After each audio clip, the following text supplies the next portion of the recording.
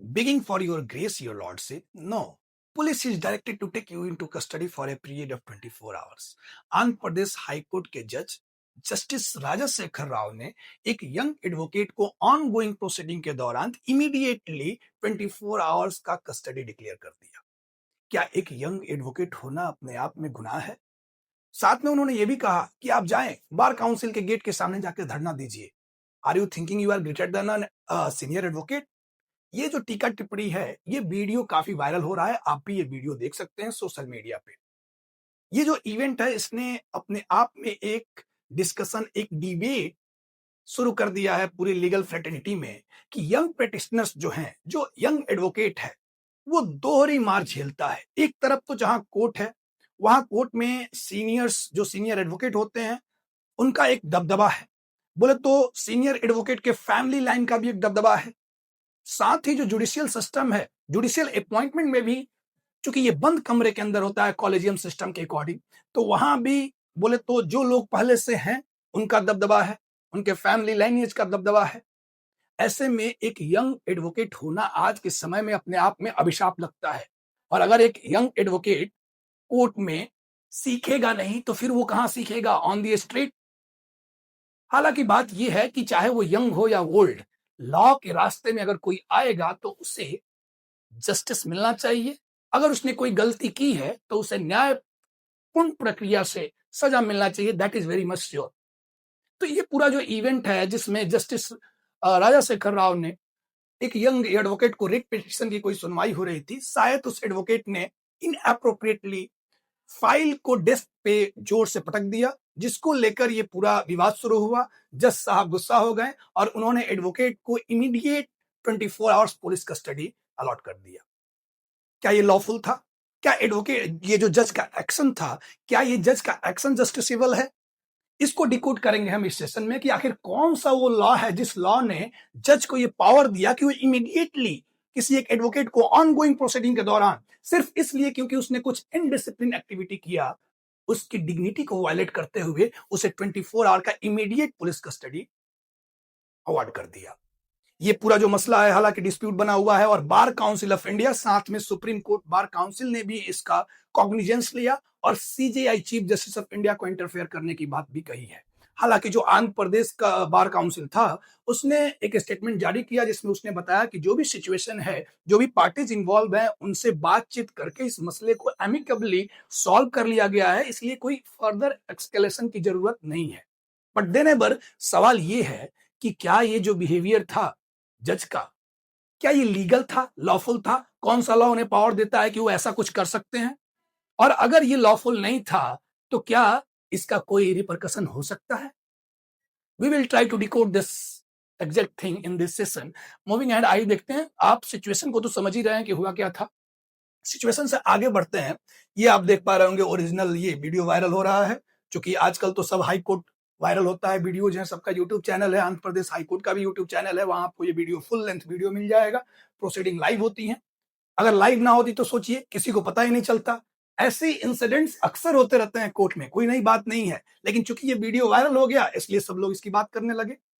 जब तक वायरल नहीं हो रही थी तब तक कोई बात नहीं थी। जो एडवोकेट था उसने भी कोई कंप्लेन रजिस्टर नहीं किया। जाहिर सी बात है, कंप्लेन अगर रजिस्टर कर देगा, कोई कार्रवाई इन पे हो भी जाएगी तो उसका फ्यूचर, उस पर अलग अलग तरीके से प्रेशर आने लगेंगे, जुडिशियरी प्रेशर करने लगेगी कि जुडिशियरी को बदनाम कर रहे हो। तो इसके कारण शायद उसने इसका कंप्लेन भी नहीं किया। हालांकि उसने काफी पोलाइटली, जो वीडियो दिख रहा है उसमें काफी पोलाइटली वो रिक्वेस्ट कर रहा है जज को कि उसे माफ कर दिया जाए। लेकिन लॉ क्या है और किस जुल्म में कौन सा बोले तो चार्ज लगाया जा सकता है ऐसे में ऑन गोइंग प्रोसीडिंग के दौरान? तो supreme court and high court जो इंडिया का है, लीगल साइड अगर इसका हम एक्सप्लोर करें तो ये कंटेम्प्ट का इशू है। कंटेम्प्ट बोले तो supreme court of India and high court जो हैं, जो भी स्टेट्स के हैं, उनके पास कंटेम्प्ट का पावर है। बोले तो आर्टिकल 129 जो इंडियन कॉन्स्टिट्यूशन का है, वो सुप्रीम कोर्ट को कोर्ट ऑफ रिकॉर्ड बताता है। आर्टिकल 129, ध्यान रखेंगे, 129 बोलता है कि सुप्रीम कोर्ट जो है वो क्या होगा? कोर्ट ऑफ रिकॉर्ड होगा और इसके पास पावर होगा to punish for its contempt. बोले तो सुप्रीम कोर्ट का अगर कोई कंटेम्प्ट करता है तो पनिश कर सकती है। आर्टिकल 129 इंडियन कॉन्स्टिट्यूशन का पावर दे रहा है। सिमिलरली आर्टिकल 215 हाई कोर्ट को यह पावर देता है कि वो भी कोर्ट ऑफ रिकॉर्ड होगा और उसके पास भी पावर है कि वो अपने कंटेम्प्ट के लिए किसी को पनिश कर सकता है। कोर्ट जो कॉन्स्टिट्यूशन है उसमें बस इतनी ही बात लिखी हुई है, लेकिन उसके आगे contempt of court act parliament ने बनाया है, जो कंटेम्प्ट लॉ है एक तरीके से। कंटेम्प्ट ऑफ कोर्ट एक्ट 1971 दो तरीके कंटेम्प्ट की बात करता है, एक को बोलते हैं क्रिमिनल कंटेम्प्ट और दूसरे को बोलते हैं सिविल कंटेम्प्ट। और ये जो मसला है कहीं ना कहीं क्रिमिनल कंटेम्प्ट के दायरे में आएगा। सेक्शन 2C है इस एक्ट का, कंटेम्प्ट ऑफ कोर्ट एक्ट 1971 का सेक्शन 2C, जो क्रिमिनल कंटेम्प्ट के बारे में बात करता है। क्या बोलता है कि अगर कोई भी व्यक्ति स्कैंडलाइज करने की कोशिश कर रहा है कोर्ट को, उसके अथॉरिटी को लोअर करने की कोशिश कर रहा है, या फिर एडमिनिस्ट्रेशन ऑफ जस्टिस में ऑब्स्ट्रक्शन करता है, तो ऐसे सिचुएशन में उस पर कंटेम्प्ट का मामला बनता है। लेकिन ये जो कंटेम्प्ट प्रोसीडिंग है, ये कंटेम्प्ट प्रोसीडिंग डायरेक्ट कंटेम्प्ट भी हो सकती है, जिसको दूसरे शब्दों में हम फैसिक्यूरिया बोलते हैं। डायरेक्ट कंटेम्प्ट बोले तो, फैसिक्यूरिया बोले तो in front of the court itself, बोले तो ये कंटेम्प्ट तो कहीं हो सकता है कि दूर किए हो, जजेस को बाद में पता चला हो। वैसे सिचुएशन तो नॉर्मल सिचुएशन है, लेकिन एक एक्स्ट्रा ऑर्डिनरी सिचुएशन क्या है, फैसिक्यूरी, बोले तो डायरेक्ट कंटेम्प्ट, जज के सामने ही कंटेम्प्ट कर दिया। ये जो मसला है ये फैसिक्यूरिया का ही है। लेकिन इस लिहाज में भी जो प्रोसीजर है कंटेम्प्ट ऑफ कोर्ट एक्ट, फैसिक्यूरिया के केस में भी बोले तो जज के सामने भी अगर कंटेम्प्ट हो रहा है, हो भी रहा है अगर, तो उसका भी एक प्रोसीजर है, एक ड्यू प्रोसेस है जिसको फॉलो करना ही होता है। क्या बोलता है कि अगर जज के प्रेजेंस में ऐसा कुछ होता है तो सेक्शन 14 है कंटेम्प्ट ऑफ कोर्ट एक्ट 1971 का। सेक्शन 14 क्या बोलता है कि even in immediate cases the जज मस्ट, क्या करना चाहिए जज को, inform the person of specific charge और एक्विजिशन। बोले तो क्लियरली उस पर्सन को इन्फॉर्म करे कि आप पे ये एक्विजिशन है, ये चार्ज है, इसलिए आपको हम कंटेम्प्ट के दोषी मान रहे हैं, ये पहले क्लियरिफाई करे। दूसरा पॉइंट क्या है कि एक उसे अपॉर्चुनिटी दे, opportunity to hear, audi alteram partem, आप भी जानते हैं, राइट टू बी हर्ड, ये नेचुरल जस्टिस का प्रिंसिपल है, ये हर एक सिचुएशन में लागू होता है, यहां भी लागू होता है कि कम से कम उसकी बात तो सुन लो।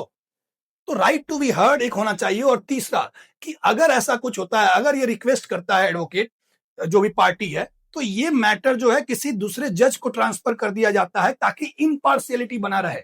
आप जज हैं, मानते हैं हम हुजूर, लेकिन आपसे भी गलती हो सकती है, आपकी भी फैमिली इश्यूज हैं, आपकी भी कुछ समस्याएं रही होंगी जिससे आपका ब्रेन जो है वो एग्जॉस्टेड हो सकता है, और ऐसे में स्ट्रेस में थोड़ा अपने पावर को एक्सीड भी कर सकते हैं। बिल्कुल ह्यूमन बिहेवियर है, कोई भगवान तो है नहीं।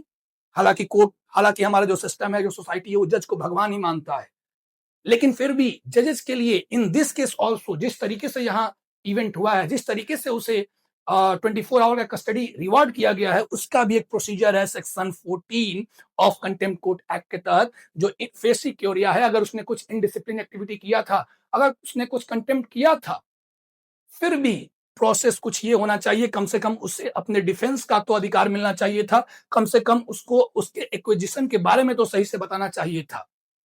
This is must.